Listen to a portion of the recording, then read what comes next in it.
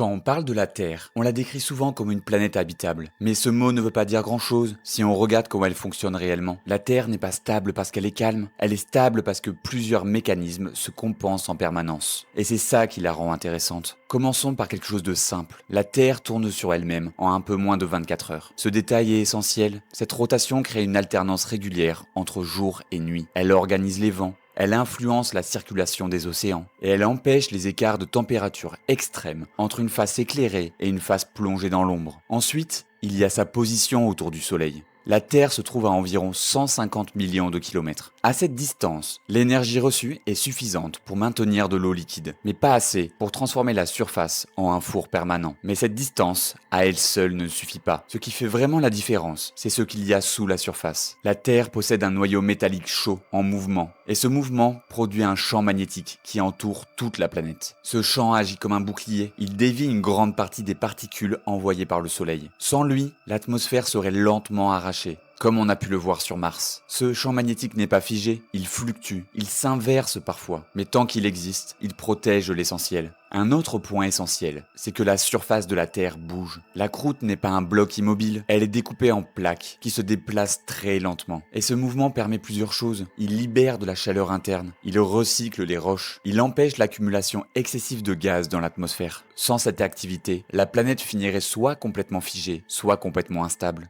L'eau joue aussi un rôle central. Les océans stockent une immense quantité de chaleur. Ils la redistribuent lentement autour du globe. Ils absorbent du dioxyde de carbone. Ils amortissent les variations climatiques. Sans océan, le climat serait beaucoup plus brutal. Et enfin, il y a un élément souvent oublié, la Lune. Elle stabilise l'axe de rotation de la Terre. Sans elle, l'inclinaison pourrait varier fortement. Cela provoquerait des changements climatiques rapides et violents. Avec elle, l'axe reste relativement stable sur des millions d'années. Tous ces éléments ne sont pas indépendants, ils fonctionnent ensemble. Et on se rend compte que rien ne fonctionne isolément. La rotation de la Terre conditionne la circulation de l'air. Cette circulation redistribue la chaleur entre les différentes régions du globe. Cette chaleur, à son tour, influence la façon dont l'eau circule, s'évapore, retombe sous forme de pluie ou de restes stockés dans les océans. Et cette eau n'est pas un décor, elle intervient directement dans le fonctionnement de la surface de la Terre. Elle fragilise les roches, facilite leur recyclage et joue un rôle dans le mouvement profond de la planète. Autrement dit, tout est lié, mais pas de manière mécanique. Ce sont des influences lentes, progressives, qui s'équilibrent sur des millions d'années. Et c'est pour tout cela que la planète est restée aussi stable longtemps. Ce n'est pas parce qu'elle est immobile, c'est parce qu'elle dissipe en permanence l'énergie qu'elle reçoit. Le Soleil envoie une quantité énorme d'énergie vers la Terre. Une partie est réfléchie, une autre est absorbée par l'atmosphère, les océans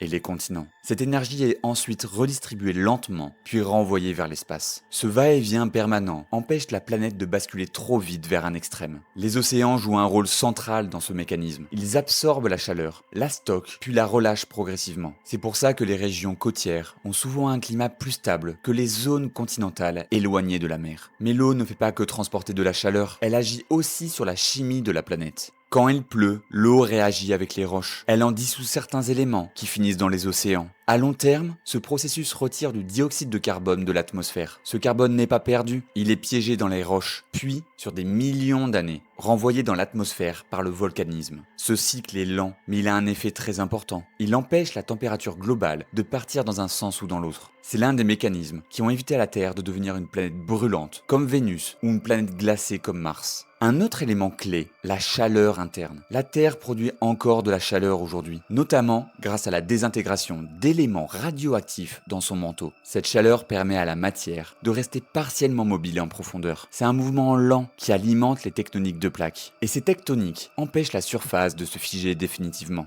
Sans elles, les continents resteraient immobiles, l'atmosphère évoluerait différemment et l'équilibre climatique finirait par se rompre. Ce qu'il faut retenir, c'est que la Terre fonctionne comme un système qui s'auto-régule. Pas parce qu'il est parfait, mais parce que ses différentes composantes interagissent à des rythmes compatibles. Quand on parle de la Terre, on a souvent tendance à raisonner à l'échelle humaine. Quelques décennies, quelques siècles au maximum. Mais la planète, elle, fonctionne sur des temps beaucoup plus longs. Ce qui fait sa particularité, c'est justement cette capacité à encaisser des changements lents, parfois violents, sans perdre totalement son équilibre. Depuis sa formation, la Terre a connu des périodes très chaudes, d'autres extrêmement froides. Elle a subi des impacts majeurs. Elle a traversé plusieurs extinctions de masse. Et pourtant, à chaque fois, le système global est reparti. Ce n'est pas parce que tout revient comme avant, c'est parce que certains mécanismes mécanismes continuent à fonctionner, même quand le reste est perturbé. Prenons le climat. Sur des dizaines ou des milliers d'années, le climat varie naturellement. L'orbite de la Terre change légèrement, son axe oscille, la quantité d'énergie reçue par le Soleil fluctue. Ces variations sont connues, mesurées, et elles expliquent l'alternance entre périodes glaciaires et périodes plus chaudes. Mais ce qui est important, c'est que ces variations ne font pas basculer la planète dans un état irréversible. Pourquoi ? Parce que les océans, l'atmosphère et la croûte terrestre absorbent une partie des changements, les ralentissent, puis les redistribuent. Les océans en particulier jouent un rôle tampon. Ils stockent la chaleur sur des longues périodes. Ils absorbent une partie du dioxyde de carbone. Ils ralentissent les variations brutales. Sans eux, la température moyenne de la planète varierait beaucoup plus vite. Et aussi, comme on a vu, la surface solide joue un rôle important. L'érosion, les rivières, les sédiments, tout cela participe à un recyclage lent mais constant de la matière. Quand le dioxyde de carbone augmente, l'altération des roches s'accélère. Quand elle diminue, ce processus ralentit. Ce n'est pas un système intelligent, c'est un système physique, mais il a pour effet de limiter les écarts extrêmes.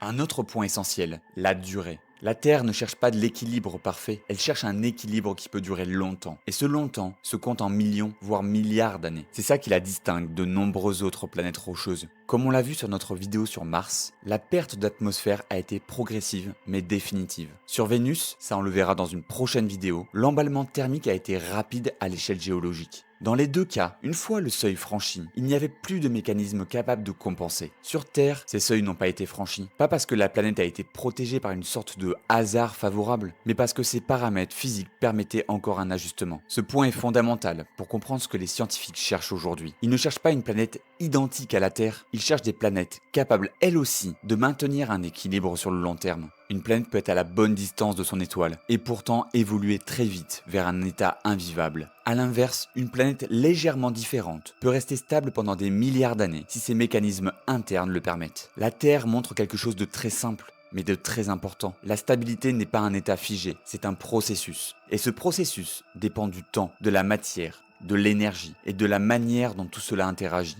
Quand on prend un peu de recul sur tout ce qu'on vient de voir, une chose devient très claire. La Terre n'est pas un modèle parfait, mais un cas qui fonctionne.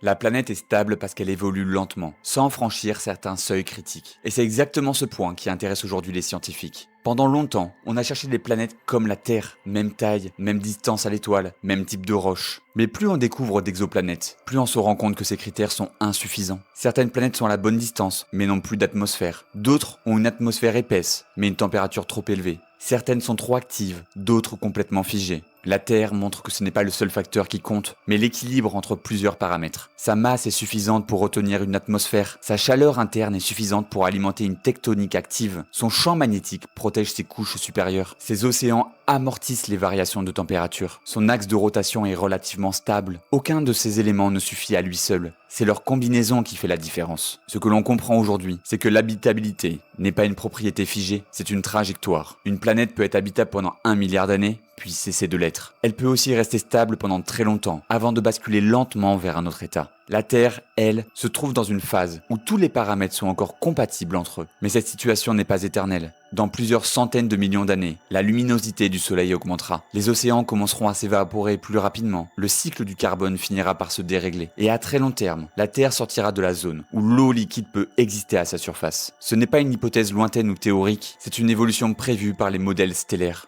Ce constat change aussi notre regard sur les recherches de vie ailleurs. Chercher une planète semblable à la Terre n'est pas suffisant. Il faut chercher des planètes qui se trouvent dans une phase comparable de leur histoire. Des planètes où le mécanisme interne fonctionne encore, où l'énergie circule, où l'atmosphère est maintenue, où l'équilibre ne sont pas encore rompus. La Terre nous sert alors de référence, non pas parce qu'elle est parfaite, mais parce qu'elle est compréhensible. Elle nous montre qu'une planète peut rester active, dynamique et stable pendant des milliards d'années, à condition que ses paramètres physiques restent compatibles. Et c'est précisément cette compréhension qui nous permet aujourd'hui d'interpréter les mondes que l'on découvre autour d'autres étoiles, pas comme des copies potentielles de la Terre, mais comme des systèmes en évolution, chacun avec ses propres contraintes, ses propres limites et à sa propre histoire. Merci d'avoir regardé cette vidéo sur notre planète. Dans la prochaine vidéo, on va rebondir sur la recherche d'exoplanètes semblables à la Terre. Et on va parcourir à la galaxie à la recherche de mondes lointains.